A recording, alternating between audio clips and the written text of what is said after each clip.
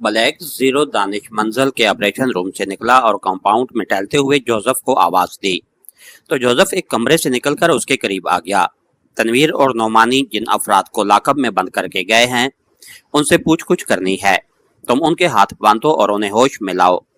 मैं 5 मिनट बाद आता हूँ, ब्लैक जीरो ने कहा तो उसकी बात सुनकर जोसेफ लाकअप की तरफ बढ़ गया। ब्लैक जीरो ने जेब से स्याह निकाब निकालकर चेहरे पर लगाया। उसी लम्हे उसके वॉच ट्रांसमीटर पर सिग्नल मौसूल हुआ तो उसने तेजी से वापस ऑपरेशन रूम में दाखिल होकर वॉच ट्रांसमीटर ऑन कर दिया। Hello chief, Siddiqui calling over. Transmitter से सिद्दीकी की आवाज सुनाई दी। Yes Siddiqui, X2 attending you. क्या तुम वहां पहुंच चुके हो? ओवर, ब्लैक जीरो ने कहा। यस सर, मगर एक आदमी मिस जोलिया के फ्लैट की निगरानी कर रहा है। ओवर, सिद्दीकी ने कहा और फिर वो तफसील बताने लगा। ठीक है, तुम जोलिया को कॉल करके होशियार रहने की हदायत कर दो। ओवर, ब्लैक जीरो ने उसकी रिपोर्ट सुनकर कहा।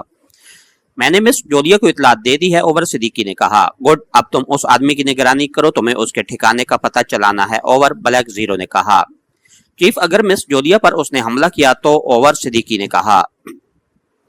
उसकी तुम फिक्र मत करो, वो अपनी हिफाजत खुद कर लेगी। तुम्हें हर सूरत में उस आदमी की निगाहों में आए बगैर उसका पीछा करना है और उसका ठिकाना मालूम करना है। Over and all, black zero ने कहा और ट्रांसमीटर ऑफ कर दिया। ब्लैक जीरो ने इमरान की हदायत के मुताबिक इसराइली एजेंटों की तलाश में सीक्रेट सर्विस के अरकान को मसरूफ कर दिया था। उसे उम्मीद थी कि इसराइली एजेंट सबसे पहले इमरान और जोलिया को नुकसान पहुंचाने की कोशिश करेंगे, इसलिए उसने सिद्दीकी और तनवीर को जोलिया और इमरान के फ्लैटों की निगरानी के लिए भेजा था और तवक्को के मुताबिक नताइज बरामद हुए थे।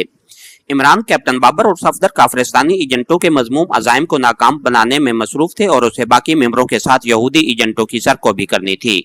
वो दोबारा ऑपरेशन रूम से निकला और लाकअप की तरफ बढ़ गया। खुफिया मैकेनिज्म वाला दरवाजा खोलकर वो अंदर आया तो जोसेफ अपना काम मुकम्मल कर चुका था। उसने दोनों अफराद के हाथ पुश पर मजबूती से बांध दिए थे और मखसूस स्प्रे की फुहार उनके नथनों पर डाली थी, जिससे उन्हें फौरी होश आ गया था। चुनांचे ब्लैक जीरो को देखते ही वो चौंक पड़े।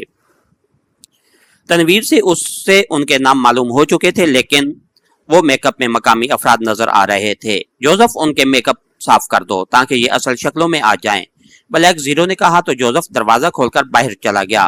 तुम्हारा नाम क्या है? ब्लैक जीरो ने रॉबर्ट से सवाल करते हुए कहा। सईद, उस शख्स ने कहा। झूठ बोलकर तुम अजाब से नहीं बच सकोगे मिस्टर रॉबर्ट, ब्लैक जीरो ने सख्त लहजे में कहा। तुम कौन हो? उस शख्स ने ब्लैक जीरो को घूरते हुए पूछा। X2, ब्लैक जीरो ने कहा। ओह, तुम X2 हो? रॉबर्ट ने हैरत और खौफ से ब्लैक जीरो की तरफ देखते हुए कहा।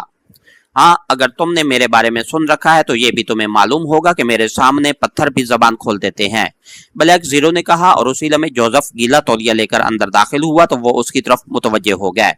जोसेफ ने बारी बारी गीला तौलिया उनके चेहरों पर रगड़ा। चंद लम्हों बाद उनकी असल सूरतें दिखाई देने लगी तो जोसेफ पीछे हटकर खड़ा हो गया। हाँ मिस्टर डेविड, तुम्हारा बास कौन है और उसका ठिकाना कहाँ है, और तुम्हारे ग्रुप के दूसरे मेंबर्स कहाँ कहाँ ठहरे हुए हैं?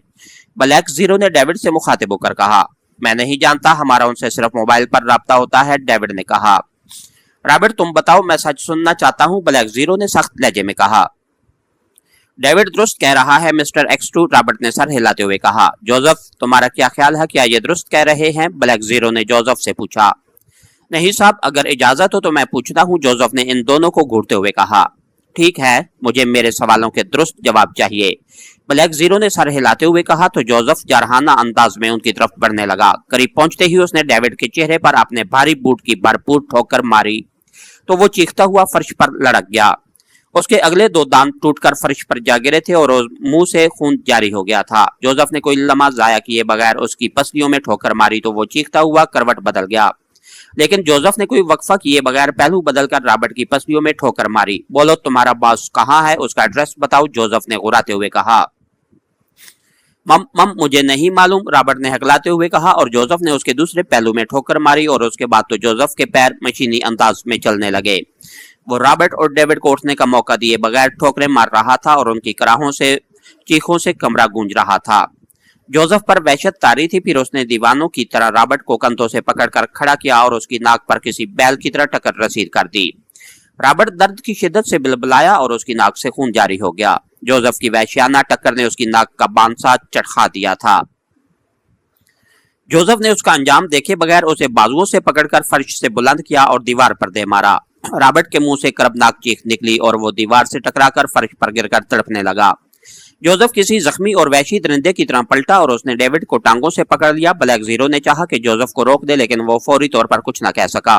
जोसेफ ने डेविड की एक पिंडली अपने पांव के नीचे दबाई और दूसरी टांग को पकड़कर बुलंद करने लगा। ठहरो, बताता हूँ, डेविड ने चिल्लाते हुए कहा। रुक जाओ जोसेफ, ब्लैक जीरो ने जल्दी से कहा और उसकी आवाज सुनकर जोसेफ ने डेविड की टांग छोड़ दी।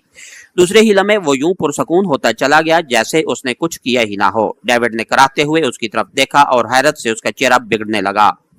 चंद लम्हे पहले का दरिंदा जोसेफ यूं नॉर्मल अंदाज में खड़ा था जैसे उसे किसी बात की खबर ही ना हो।